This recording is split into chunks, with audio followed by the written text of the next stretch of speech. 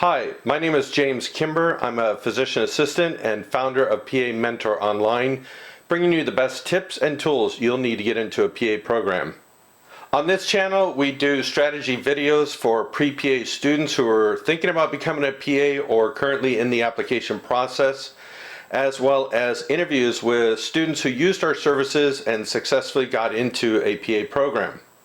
If you're new to the channel, don't forget to hit the subscribe button. You don't want to miss out on any of the interviews, as it might be one of the programs that you're thinking about applying to.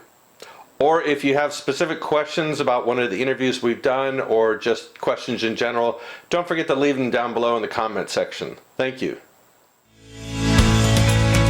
Welcome to Physician Assistant Mentor Online. Welcome back. Today we have another interview with a student we worked with actually a couple of cycles, and she was accepted into, as you can tell, Midwestern University.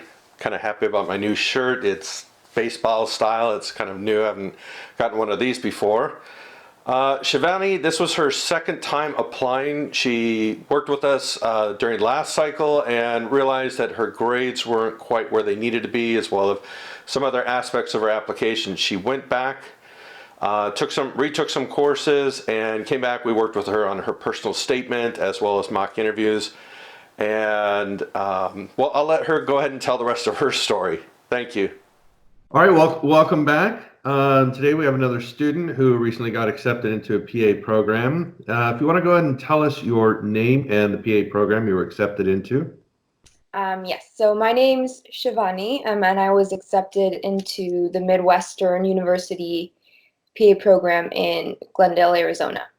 Congratulations. I know you're excited. Thank you. It's been a journey. Yes, it has, definitely. Now, was this your first time or second time applying?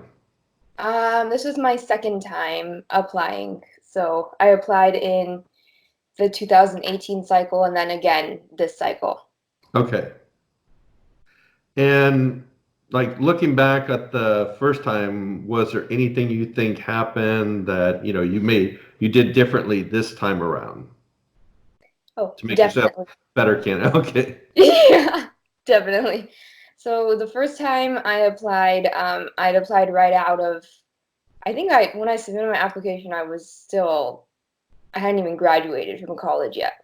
But some of my grades were not where they needed to be. I don't think my personal statement fully represented me as a person. And I wasn't doing enough volunteering either, or non-medical volunteering, I should say. So the second time I applied, I kind of spent the better part of this year retaking some of those courses just to increase my GPA, increase my foundation of the material, and then volunteering and then working with you guys to improve my personal statement as well, and my interviewing skills as well. So going back, why did you choose the medical field to begin with? Where was that interest, or where does that interest come from? A lot of people in my family are in the medical field. I have like my mom's a respiratory therapist. A lot of my aunts and uncles are doctors, nurses, all in different fields. So I've always just been interested in the medical field just from when I was younger. And then hearing all their stories, I was always just like, this is something that I definitely want to do when I get older and start to pursue a career. Okay. So where did you learn about physician assistant, or how did you come to choose that? So I learned about physician assistant when I was actually a freshman in college, and I was talking to my uncle he's an anesthesiologist, and I was talking to him just about the different fields, different career options in medicine, and he mentioned physician assistant, and I hadn't heard of it at the time. So he kind of told me a little more about it, and then introduced me to his niece, who's a PA, and then just got the ball rolling from there. Okay. Where did you attend for undergrad? I went to St. Mary's College of California in Moraga, California. Okay. Um, so there I pursued health science degree, and it's just a super small private school right near San Francisco. Did it prepare you well enough? I mean, were you able to get all of your prerequisites at that college, or did you have to go somewhere else to get them? It did prepare me pretty well. So the good thing about my degree was that there was enough room for electives, so I did all the prereqs there for PA school.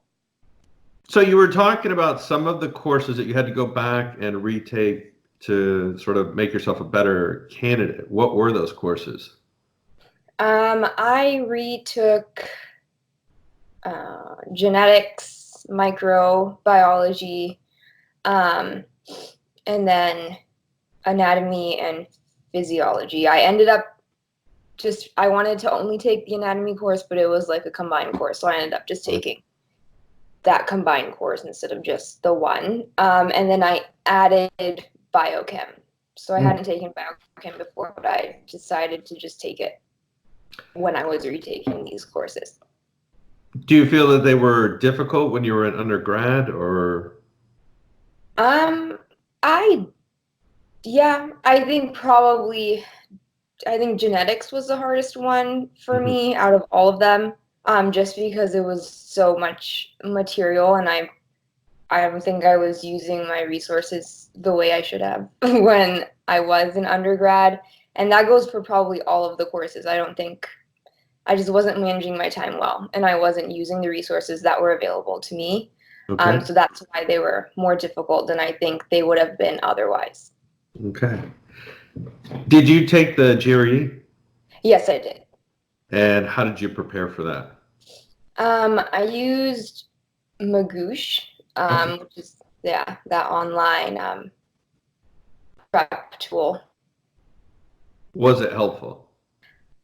Yeah, I liked it. I liked that I could like there were videos for everything, like for certain math concepts and the reading concepts that if I took a test and I was lacking in a certain area, I could go back and review the material. So I really liked the way they broke everything down and that it was just really accessible and it prepared me for the actual test because the actual test is on a computer.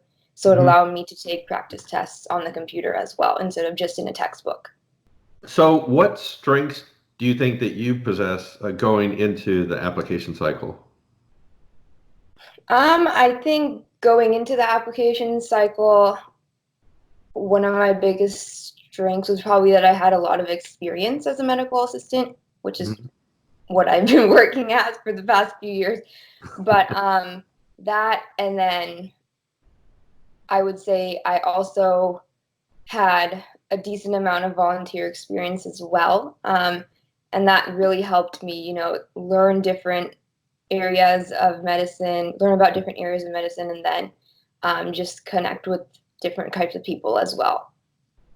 Okay. Since you mentioned it, so you mentioned you were working as a medical assistant. How did you get that job? My first job um, as a medical assistant, I actually was working with one of my uncles who he's an ophthalmologist. So I was working with him for a Mhm. little bit. And then after that, I kind of decided I wanted to explore new specialties. So from there, I just, went on applying online. I found that it's pretty difficult. Like I'm not a certified medical assistant. Right. So I wasn't able to get jobs in like a hospital or something like that. But I found that private practices and smaller clinics were really willing to kind of, take me on and just give me the experience and help educate me so that I could pursue higher education. Okay. But somehow there was one. But then after that, like that one was a little more. I mean, I was working in an ophthalmology clinic, which I did a lot of awesome stuff there. I was essentially working as a tech.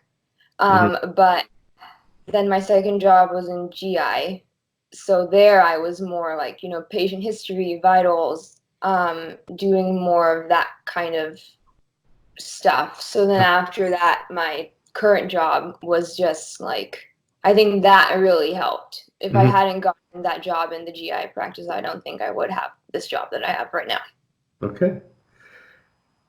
So going back to the first time you applied, how many programs did you apply the first time? I can't even remember. It was like a large number. It was an unnecessary number of programs. How many I interviews did you go through?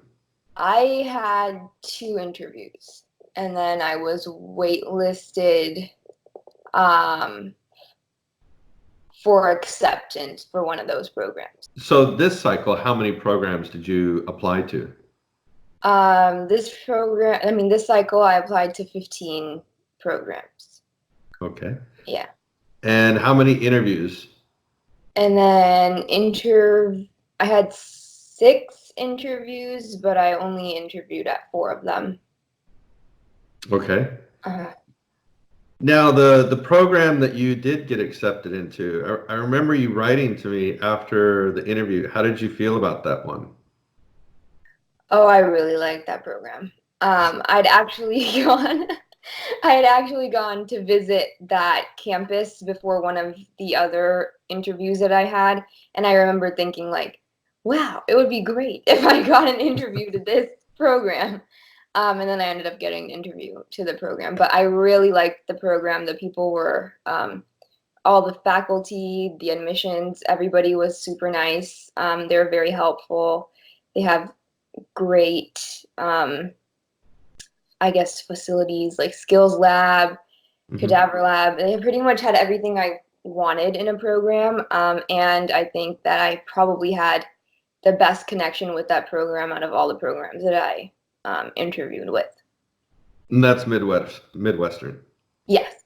Hmm. Yeah, I remember you emailing saying how you felt so great after the interview. And It was good. I think I actually had, usually I had like some fun at an interview, but this one I actually had like fun the whole time. So it yeah, was, it makes a difference. yeah, it does. So let's talk a little bit about your personal statement. What kind of problems do you think you were having putting that together? You mean the first cycle or both cycles? Because I think Yeah. there were problems both times. I think my biggest problem with my personal statement, um, so the first time I definitely was trying to follow a more, I think I was just using all the wrong tools. I was trying to follow something that everybody probably does, like that Mhm. they Right, see on the internet, and they're like, "Oh, this is what my statement should be like." right, right. Um, so that was the first cycle. That was the whole thing was just like that. So that was the problem there. This time, I think I would probably say my biggest struggle with this time was just condensing everything, I Mhm. think. Now, the interviews. So we worked with you on the interviews. How do you feel that helped? Oh, it helped a lot. I mean, I think we've even talked about this. Like when we did that first practice interview, I think my answers were just, it was just, no. Like Yeah, I I was just remember. trying to give them what I thought they wanted to hear, but not answering it like honestly and with my own experiences. Right. Because I had experiences. I just wasn't talking about them. I know. I know. This is what everybody does. Yeah.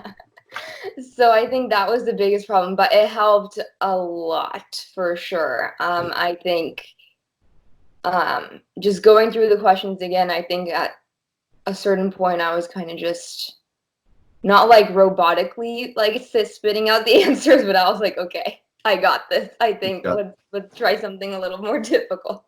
Yeah.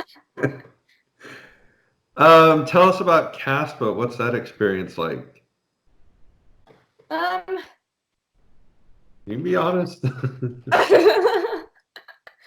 I didn't think it was terrible. It's, it's definitely like tedious Yes. and kind of,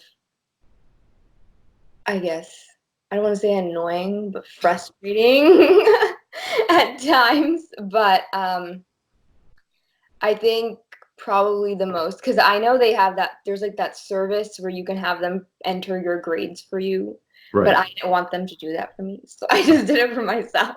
Uh-huh. And that's like the thing that just took me the most time.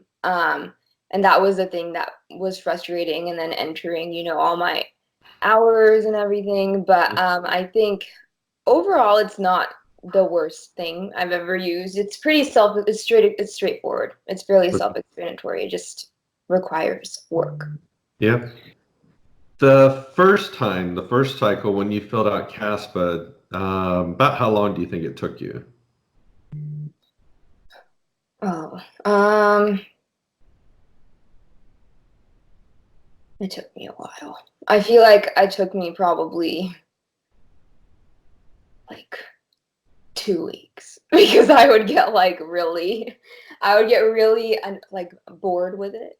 So I would have to stop and then come back to it again. So just probably it took me way too long. What about shadowing PAs? How did you go about doing that? Um, Shadowing PAs. So let's see. I think I reached out to there's this one doctor that was kind of, I guess, managing all that at El Camino Hospital. So I reached out to him and he put me in contact with the PAs in the emergency room. Hmm. So that was where most of my shadowing was. It was in the emergency room. So I kind of just rotated with, I think I rotated with like 3 or 4 of the PAs, and just came in for a few hours, just follow them around, ask questions. Um, and then kind of went on my way. So that was some of it. Then at the GI clinic I worked at, a PA also worked there. So I shadowed her there as well as being a medical assistant. So for your letters of recommendation, who did those? Let's see. I had my advisor from college. I Mhm. had a PA, a doctor. I had 4. So I think the fourth one was a second doctor. So I had Okay, 2 doctors, a PA, and my advisor. great. Now, when do you start school? Um, Beginning of June. Okay. Are you ready? Yeah, I'm ready to start school, but I don't.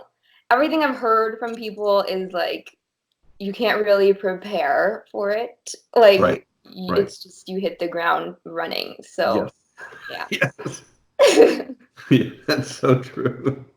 Yeah. So usually this is probably the most important part everybody wants to know is what advice do you have for anyone who's now thinking of applying to become a PA or go through the application process? I would say um don't give up if you don't get in the first time. Right. It's yeah, just it happens to probably more people than you could probably even fathom. Like Yeah. I think just keep trying. Make sure to be yourself and really put yourself the image of yourself that you want to portray forward. Hmm. And don't be afraid to ask for help because help is like it's so important. I think like when I applied the first time, just I don't think I knew what I was doing because I was just kind of like a deer in the headlights. It's just a lot. Like Sure. you have to fill out CASPA, you have to get hours, you have to do this, you have to do that. Like there's so much going on that it gets confusing. But um, when my friend told me about you, James, I was like, oh, this could be very good. So I emailed you guys and started that. So I think you guys definitely would play a big factor in just even helping someone and helping them get into a program. It's incredibly helpful. So I think just don't be afraid to ask for help, even if it's with you or with someone else who's been through the application process. Just ask for help. So how soon would you tell people to start if they're thinking of pursuing this career? I'd probably say as soon as possible. Yeah. As soon as you realize this is what you want to do, I think you should reach out, because there's just so much to do. And if you need to make changes, I think it's better if you can make them sooner rather than later, instead of like trying to do them all at the same time as applying, because that's crazy and it's a lot. Well, again, I want to thank you for doing this interview and congratulations. I know you're excited. You're a great candidate, and I know you're going to be a great PA, and just want to thank you for doing this. Of course. Anytime. Thank you.